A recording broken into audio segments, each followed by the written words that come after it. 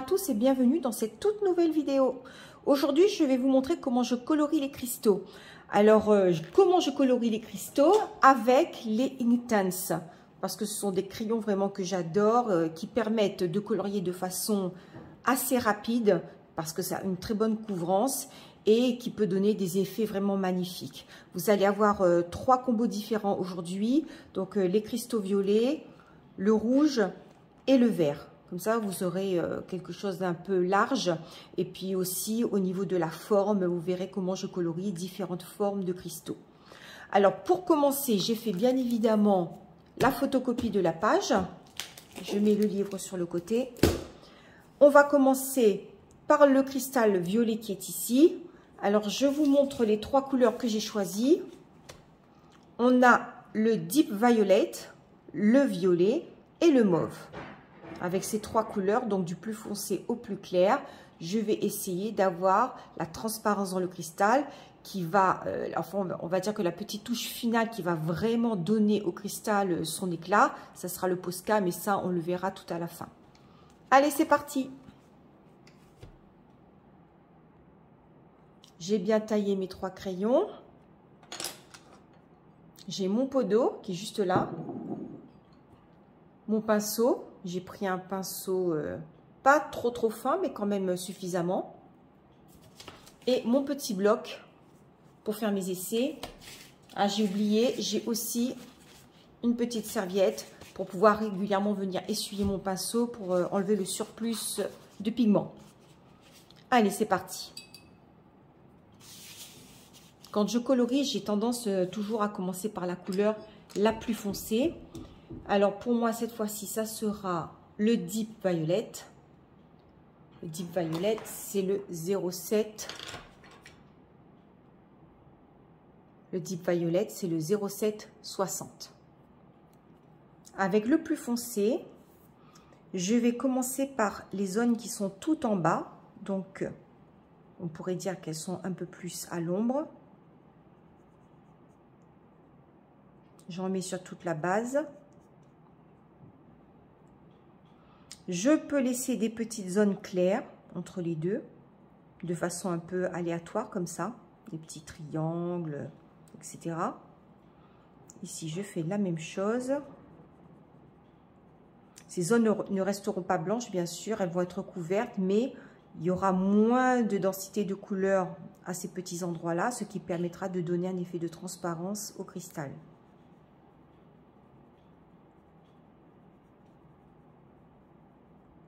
Ici, j'en mets un peu plus de ce côté, parce que j'ai décidé qu'ici, c'était le côté le plus éloigné de la lumière.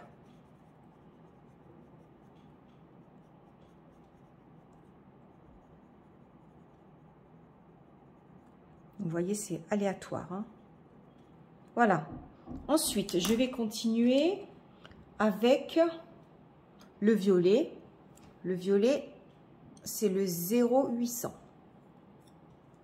Je reprends un tout petit peu au-dessus des zones déjà coloriées, même jusqu'en bas, pour un peu enrichir la couleur. Et je remonte un petit peu. Toujours en laissant des zones blanches. Donc là, je fais la même chose. Et je remonte un peu. Ici, j'y vais un peu plus franchement parce que c'est la zone la plus sombre. Donc, je monte un peu plus. Et je termine par le 0740 mauve. De la même façon, je prends un peu vers le bas pour enrichir la couleur. Et je continue à monter en laissant des espaces tout blancs. Voilà. Ici, pareil.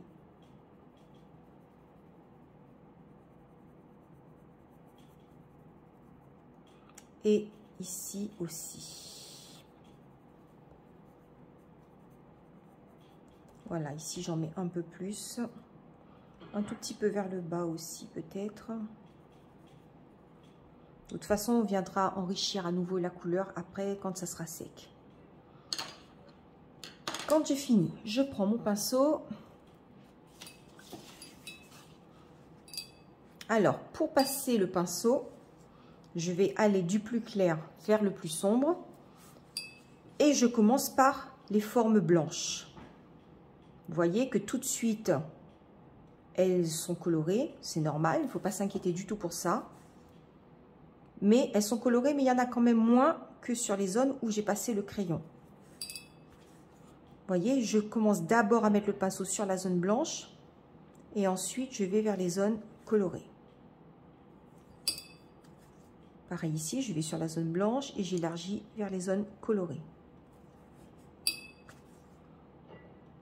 Ça évite de mettre trop de couleurs sur les zones blanches.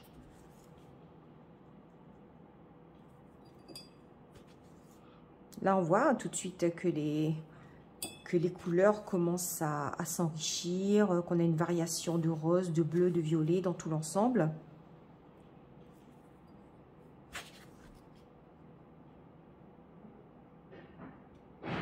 Voilà pour la première partie. Je recommence exactement de la même façon pour les deux parties suivantes. Vous voyez, je trempe régulièrement mon pinceau pour le rincer et je l'essuie pour qu'il ne soit pas trop mouillé et qu'il n'imbibe pas trop, on va dire, le papier.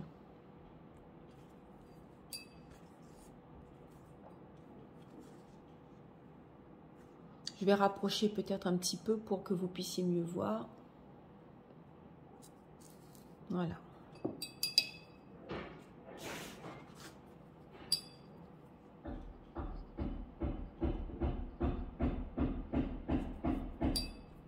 Je suis désolée pour le bruit qu'il y a dehors. C'est mon mari qui est en train de bricoler. J'espère que c'est pas trop gênant. Voilà pour la base. Maintenant, on va faire le dessus. Bon, bien évidemment, le dessus sera un peu plus clair. C'est pour ça que je vais prendre mes deux couleurs les plus claires. Je vais prendre le mauve.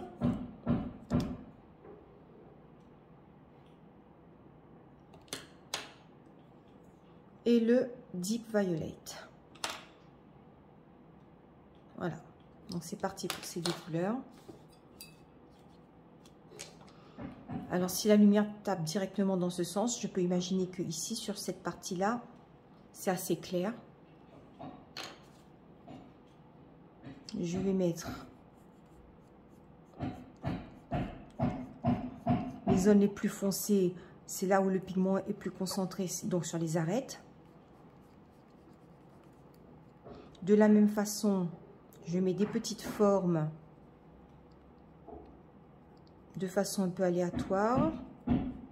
Donc là, j'y suis allée franchement parce que c'est la partie la plus sombre. Ici, je vais en mettre aussi, mais déjà un peu moins. Pareil, ici, voilà. Maintenant, j'y vais avec le mauve pour enrichir la couleur.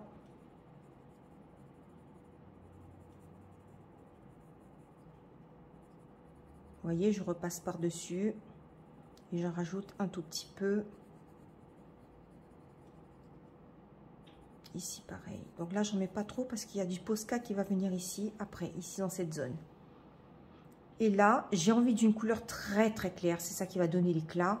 Donc, je vais mettre la couleur la plus claire, mais de façon uniforme. Vous verrez pourquoi après. Allez, c'est reparti avec l'eau.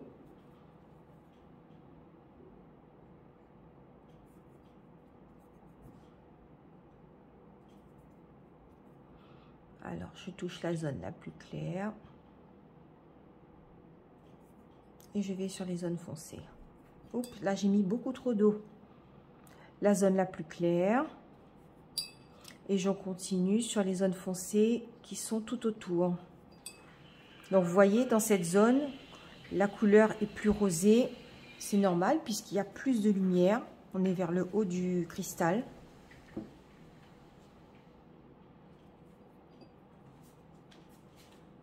Je fais attention à bien doser l'eau pour qu'il n'y en ait pas trop. Parce qu'après, le pigment, il sera emmené partout et c'est pas ce qu'on veut. Voilà. On laisse sécher quelques minutes. Ou bien si on a un sèche-cheveux, je pense que ça va accélérer le processus. Voilà, je suis de retour. En fait, j'ai pris mon sèche-cheveux pour accélérer le processus.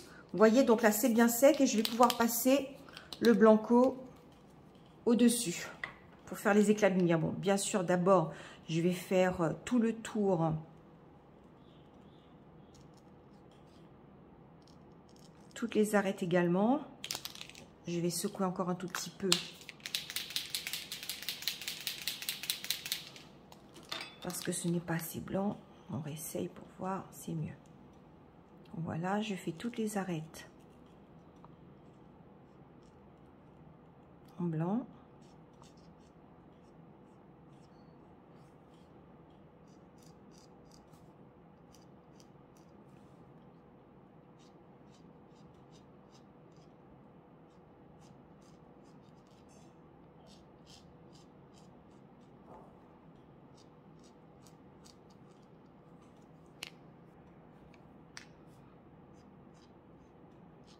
J'ai dit blanco tout à l'heure, c'est Posca en fait. Hein. On est d'accord, vous aviez compris, je pense. Bon. Ah, je peux repasser une deuxième fois ensuite hein, pour que ce soit un peu plus blanc. Je pense que j'ai pas assez bien secoué mon Posca. Voilà. Bien sûr, c'est pas tout. Après avoir fait les arêtes, je vais accentuer certaines petites zones. Mettre des petites lignes, des petits points pour accentuer l'effet brillant. Ici et là pour donner ce petit côté un peu magique, un petit peu, voilà. Ici, je veux une zone toute blanche comme un gros éclat lumineux. Alors, vous voyez, là, on a un petit effet un peu rosé, donc c'est pas gênant du tout. Je continue sur la partie haute, des petits points, des petits triangles, ici, comme ça, par exemple. Des petites lignes et je continue ici de la même façon. Voilà, il faut vraiment donner ce sentiment de profondeur, de différence de couleur.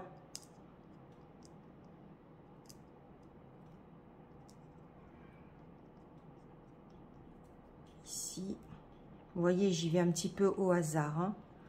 Voilà, ce n'est pas tout. Maintenant que j'ai donné des éclats de lumière, ce que je peux faire également, c'est rajouter des petites zones un peu plus sombres. Cette fois-ci, en prélevant la couleur directement sur mon crayon.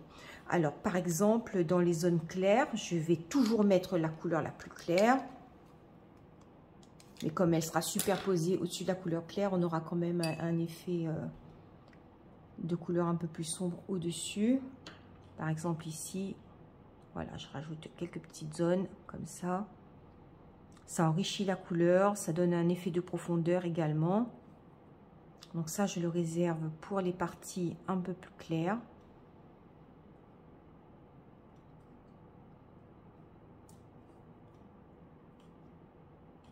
Voilà, ici aussi. De toute façon, vous ne voyez pas beaucoup le rose. Là, je trouve qu'il est plus visible. J'en rajoute aussi de ce côté-là. Bon, là, ça a l'air très très sombre, mais bien sûr, en séchant, ça va s'éclaircir.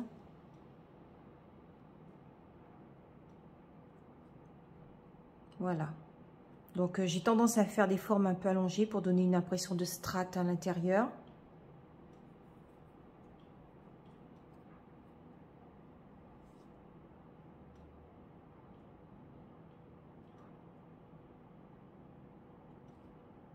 J'accentue en dessous des zones claires pour qu'on ait un meilleur contraste. Je descends un tout petit peu avec le mauve, pas trop puisque je vais rajouter d'autres couleurs plus bas. Voilà, je vais m'arrêter là.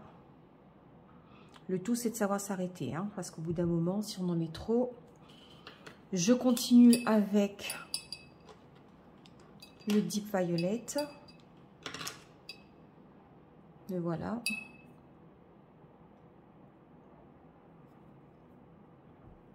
Et je rajoute des zones un peu plus sombres vers le bas. Tout en laissant bien sûr les... Alors vous n'y allez pas complètement, vous laissez quelques zones claires.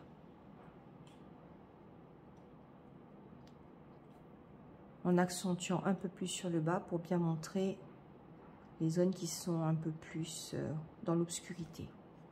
Voilà. Bien évidemment, à partir de ce moment-là, moi, ce que je fais quand c'est sec, c'est que je vais à nouveau accentuer le blanc avec mon Posca. J'accentue à nouveau le blanc.